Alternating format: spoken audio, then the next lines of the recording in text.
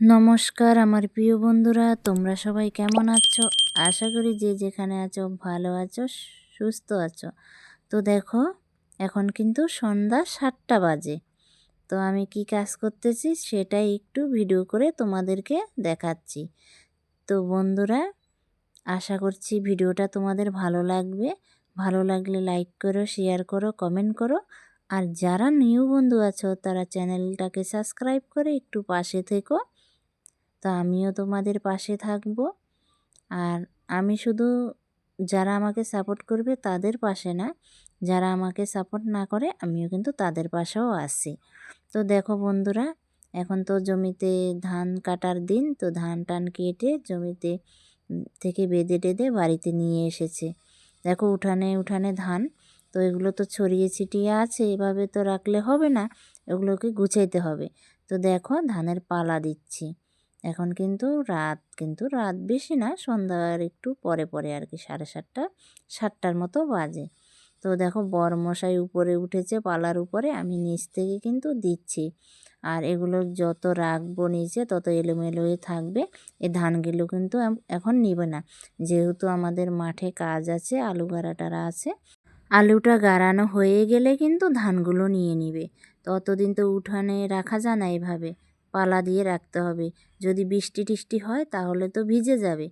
আর এখন পালা দিয়ে রাখলে গুছিয়ে, তো বৃষ্টি আসলে উপরে একটা প্লাস্টিক দিলে হয়ে যাবে, আর কিছু লাগবে না। জানো তো এই ধানগুলো না বন্ধুরা, মাথায় করে নিয়ে আসেন এই জমি থেকে, ভ্যান নিয়ে আসছে, ভ্যানে করে তারপরে নিয়ে আসছে। তো ভ্যানে করে যেহেতু নিয়ে আসছে তো বেশি সময় লাগেনি, সারাদিন এনেছে। এখন সন্ধ্যাবেলায় পালা দিয়ে দিচ্ছি। তো সন্ধ্যাবেলায় পালাটা দিলেই আর সকালবেলা তাহলে কাজটা হালকা হয়ে গেল, সকালে অন্য কাজ করতে পারবো বলে এই সন্ধ্যায় ধরেছি। যেহেতু এখন অগ্রহায়ণ মাসের দিন না বন্ধুরা, সন্ধ্যা থেকে ঠান্ডা লাগতেছে। আর এখন যেহেতু কাজ করছি, ধানের কাজ করছি, ভীষণ ভীষণ গরম লাগতেছে। তো এখন তো গরম লাগতেছে, যখন কাজ থেকে কাজটা সেরে ফেলবো আবার কিন্তু ঠান্ডা লাগবে। তো দেখো বন্ধুরা, এখনও কিন্তু উঠানো হয়নি, অনেকগুলো ধানেই আছে, জানি না কখন উঠাবো। আর বেশি করে উঠাইতে পারছি না, দুটো দুটো করে উঠাচ্ছি, যেহেতু অনেক উপরে। বেশি করে উঠাইলে কিন্তু তাড়াতাড়ি হয়ে যেত। তো দেখো আমি দুটো করে উঠাচ্ছি বলে বড়মশাই নেমে এসেছে, আরও ও উঠিয়ে নিচ্ছে। যেহেতু কি বলবো উঠাইতেই পারছি না উপরে। এখনও কিন্তু হাফ ভ্যানের মতো ধান আছে উঠাবার বাকি। তো যেহেতু অনেকটা উপরে না, আমি উঠাতে পারছি না, আমি কিন্তু আস্তে আস্তে উঠাচ্ছি। আর এদিকে কিন্তু এত খারাপ লাগতেছে শরীরটা, আমি কিন্তু বসে বসে ভিডিওই বানাচ্ছি।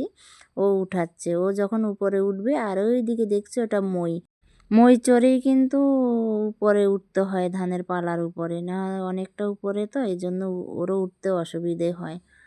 তো এদিকে আলো বলে এদিকে লাইট দিয়েছি বলে পরিষ্কার দেখা গেছে, অতক্ষণ ওইদিকে দূরে ছিলাম তো এই জন্য আমাদেরকে ভালো অত দেখা যায়। এখন সুন্দর দেখা যাচ্ছে পরিষ্কার, কিন্তু আমাকে দেখা যাচ্ছে কেন জানো তো? আমি বসে বসে ভিডিও বানাচ্ছি। তো দেখো এরই মধ্যে কিন্তু অল্প ধান ছিল বলছি না, উঠোনো হয়ে গেছে। কিন্তু এখন উঠোনের মধ্যে না, এই যে ঝুরা ধানগুলো আর খ্যার পাতাগুলো ছড়িয়ে আছে। তো এখন কি করতে হবে, এখন উঠোনটাকে ভালো করে ঝাঁট দিতে হবে। সারা উঠোনে দেখছো ধান, এই যে ধানের পালা, ধান উঠোনো হয়ে গেছে। এভাবেই রেখে দিবে অন্তত পক্ষে 15-20 দিন এভাবেই থাকবে। আর এখন আমি কি করব, উঠোনটা ভালো করে ঝাঁট দিয়ে নিব, কারণ উঠোনের মধ্যে কিন্তু অনেকগুলো ঝুরা ধান আছে।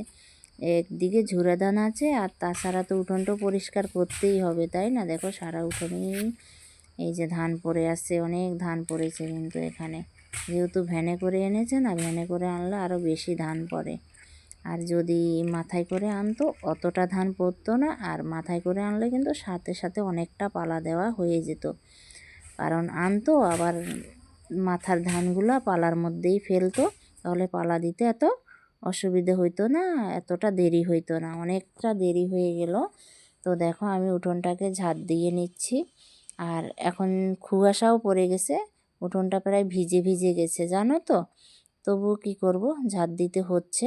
কারণ ঝাড় দিয়ে পরিষ্কার করে রাখলেই আর সকালে আর অসুবিধা হবে না, না হয় কুয়াশায় এগুলো কিন্তু আরও ভিজে যাবে। তা আমাদের এসব কাজগুলো না বন্ধুরা রাতের বেলায় করতে হয়। আবার দিনের বেলায় তো অন্য কাজ আছে, সে জমিতে যাওয়া, ভেন্ডি চিরা সকালবেলা, তাই রাতে রাতে এই কাজগুলো আমরা আগে থেকেই করে আসছি। আর এই ধানের কাজগুলো না রাতের বেলায় ভালো লাগে, আর দুপুরবেলা কিন্তু রোদের মধ্যে করলে ভীষণ গরম লাগে। আরও এমনিতে এখন রাতের বেলা ঠান্ডা পড়তেছে তাই গরম লাগতেছে। এ ধান নেওয়া, ধানের পালা দেওয়া, ধান সিদ্ধ করা, এগুলো কিন্তু আমরা রাতের বেলায় করি। এখন তো ধান সিদ্ধ করি না, আগে যখন ধান সিদ্ধ করতাম না তখন কিন্তু রাতের বেলায় ধান সিদ্ধ করে নিতাম, তো সকালবেলা শুকোতে দিতাম। তো দেখো এদিকে পালা দেওয়াও শেষ হলো, সেটাও দেখলে। উঠোনটা ঝাড় দেওয়াও শেষ হয়ে গেল বন্ধুরা। তো এখন কি করব, এখন তো আর কিছু করব না, এখন হাত পা ধুইব। তো পুরো চান করব না এই ঠান্ডার মধ্যে, জানো তো বন্ধুরা। আর এই যে এখন যদি জল ধরি হাত পা এত চুলকাবে কি বলবো, যেহেতু নাড়া খ্যার ধরেছি।